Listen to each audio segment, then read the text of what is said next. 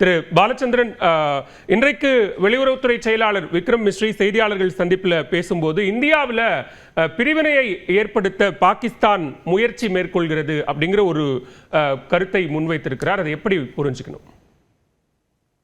இல்லை, அவங்க எப்பொழுதுமே இந்த நாட்டில் டீஸ்டபிலைஸ் பண்ணணும்னு பார்ப்பாங்க.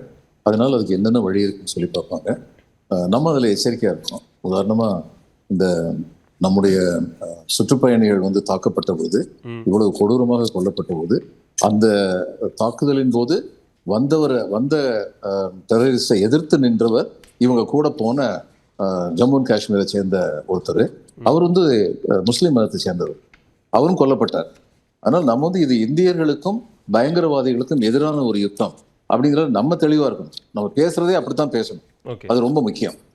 அப்படி நம்ம பேசணும்னா சரி, நம்ம சரியானபடி இந்த பிரச்சனையை புரிஞ்சுக்கிட்டோம்னு சொல்லி அர்த்தம். அதுக்கப்புறம் இந்த ட்ரோன் வர்றது, எஸ், இன்னைக்கு one of the former generals who is a friend of my, அவர் சொன்னாரு, இந்த போர் முறையே மாறி போயிருச்சு பாலா, முந்தி இருந்த போர் முறை இப்ப கிடையாது, கன்வென்ஷனல் வார் அப்படின்னு சொல்றதுலயே இப்ப ஆள் இல்லாத ட்ரோனை வச்சு அடிக்கிறதுன்னு சொல்லி ஆரம்பிச்சாச்சு அப்படின்னு சொல்லி அவர் சொன்னார்.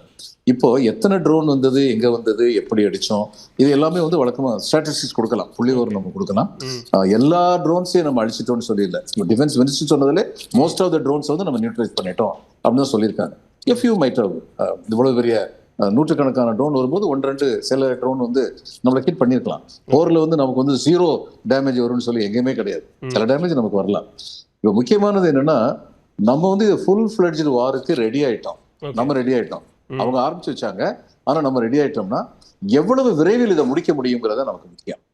ஏன்னா இந்த நாடுகள் எல்லாமே, உலக நாடுகள் எல்லாமே இப்ப பயங்கரவாதத்தை யாருமே ஆதரிக்க முடியாது. பயங்கரவாதத்தை ஆதரிக்காத பல நாடுகள் இருக்கின்றன. உள்ளூர் ஆதரித்தாலும் வெளிப்படையாக அதை சொல்ல முடியாத நாடுகள் இருக்கின்றன. ஆக வெளிப்படையா பயங்கரவாதத்தை யாருமே ஆதரிக்க முடியாது.